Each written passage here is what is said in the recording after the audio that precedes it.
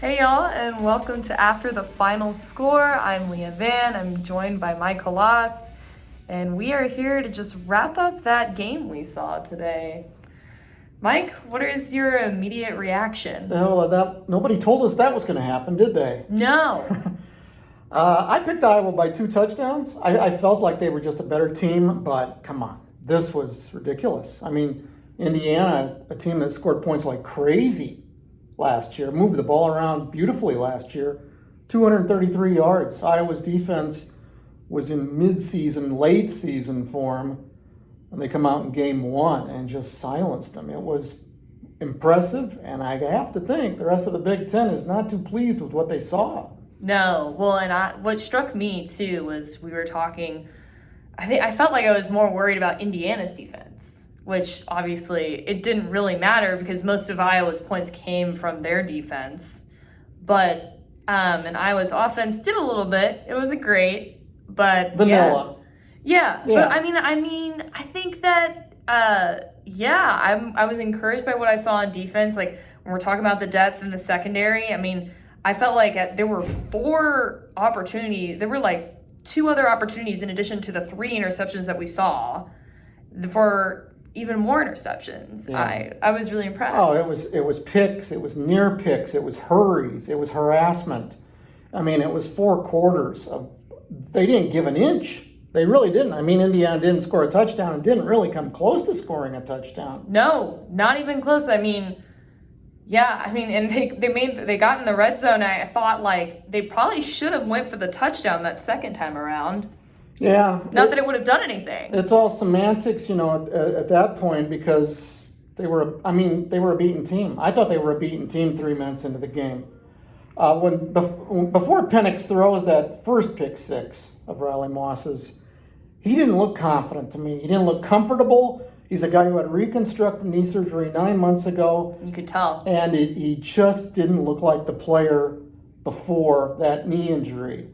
And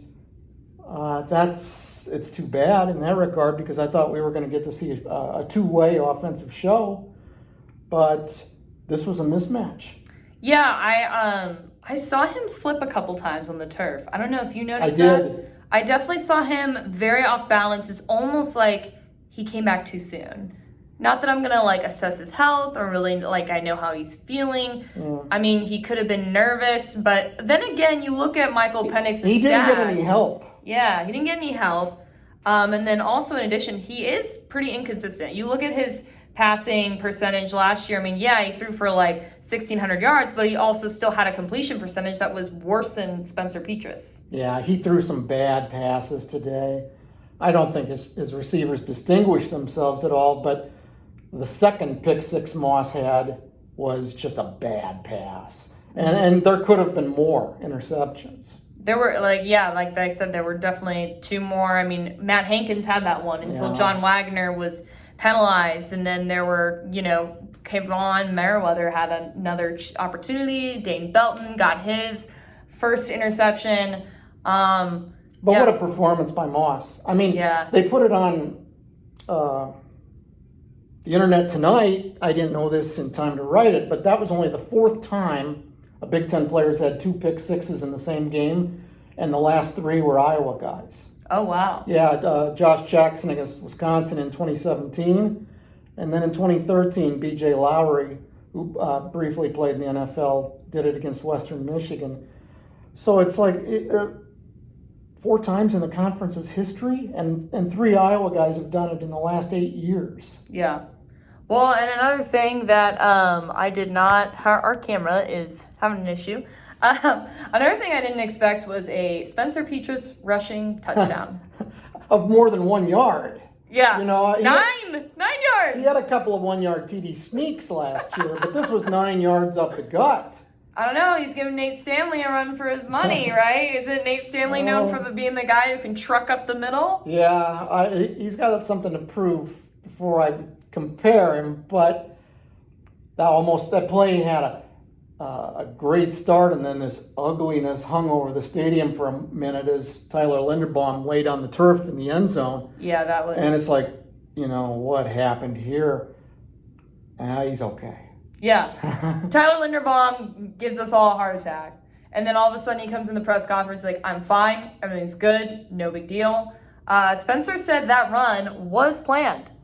It was planned, which like shocked me because I was like, it very much looked like a broken pass play where he was like, all right, I guess there's a hole in the middle because eventually everybody has taken off into coverage, right? And then he's just like the quarterback who's nobody's covering him. Yeah. So, but it apparently was planned. So I'm excited to go back and like look through some of these plays again and see, oh, okay, maybe this was intentional. But yeah, he said it was intentional. We did see some other creative plays. I saw the Wildcat a couple times. Mm-hmm. And also Tyrone Tracy was rushing. Yeah, a few end arounds. Yeah, and I liked that. I thought that worked well for him, and it does give him more time with the ball. He's too good a player not to get a lot of touches. Yeah. And they used him in that regard a little last year, but they had Smith and Smith-Marset, so there was, not a lot to go around as compared to this year. He's a gifted player, and, he needs to rush the ball 2-3 times a game as far as I'm concerned. So the Big Ten West, go through these games again with me. Wisconsin lost today. Yeah, that's the big one. Wisconsin lost at home to Penn State. Now, if Wisconsin and Iowa tie at the end of the season and Wisconsin beats Iowa, okay, but Iowa's one up on Wisconsin 1 week into the season. Iowa beat its East Division foe, a team that was ranked higher than them. Yeah, Wisconsin lost to Penn State in Madison. So Wisconsin's behind the 8 ball from the get-go. I know there's a long way to go, but this is a good day for Iowa and a bad day for Wisconsin. Yeah, and like I said, Minnesota put up quite a fight against Ohio State, even though they lost, and they probably lost their starting running back too. So, but I don't know. It's looking, the Big Ten's having an interesting weekend. Northwestern, my alma mater, lost. But I can't say I'm surprised about that one because I know they weren't returning very many starters. And the quarterback I've seen before, and he was kind of iffy. So we got a game coming up in Ames. Yeah. I believe that people have heard a little something about this. Yeah. Iowa State was fortunate today. I didn't see the game. I just read about it and looked at the stats, but it looks like they were fortunate. 16-10 over Northern Iowa, and Northern Iowa had its chances. But we've seen these starts from Iowa State before. Right. And that's something you learn from. And 2020. You patch those things up. And there's something to be said about like playing down to your opponent sometimes, which, okay, good teams aren't supposed to do that. But when you're trying to set the tone, like, you feel a little lax, you're like ranked really high, you can kind of get in your head a little bit. I would say that that's not the case here. Northern Iowa is an excellent football program. They didn't have a great season last season, but over the last 20-25 years, it's been a terrific FCS program. Last year, Iowa State started by getting whipped by Louisiana, and the world, the sky was falling. Turned out Louisiana had a hell of a good team, and so did Iowa State. Well, Louisiana is ranked, but no longer ranked because they just got beat by Texas. So hook 'em horns. I blame the Hurricane for that. Oh, come on. Iowa and Iowa Give State. me this one. Yeah, Iowa State. I think it's still going to be interesting because rivalries, they're always close no matter what, I feel like. Yeah. I mean, it was 18-17 the last time they played. Oof. Yeah. I don't know what Iowa State's defense looks like. I know their offense is supposed to be explosive. But I know that Indiana's offense was supposed to be explosive. Speaking of offense, though, was not super impressed with Iowa's offense today. Yeah, it was pedestrian. Yeah. I thought that Petrus did all right. There were some throws that weren't great, but he had some drops early. They got the job done, and also they did enough. They didn't have to do an overwhelming amount or show an overwhelming amount, which they can thank Riley Moss and company for. Right, but you're not always going to have Riley Moss getting 2 pick sixes. So to me, I did want to ask in the press conference, but it is kind of hard to ask when you're coming off such a dominant win, is like, okay, how did you evaluate that offense? And like, what do you think you need to improve on? Why wasn't Spencer hitting some of his targets? Now, part of that's on Spencer, but part of that, honestly, there were a lot of drop passes today. And I don't know if, It was week 1. yeah, You know? I think that's I mean, just a week Laporta one had a game. drop early in the game, and it's like, you can count on one hand the number of drops he'll have this season. That's true. That's true. And we did see Luke Lachey get his first reception. Yeah. I So- mean, and the thing is, Lachey and Laporta did their work on Goodman's touchdown run. I mean, Right. they threw blocks on the edge that were textbook Iowa tight end blocking. Yep. Away went Goodman, and away went the Hawkeyes.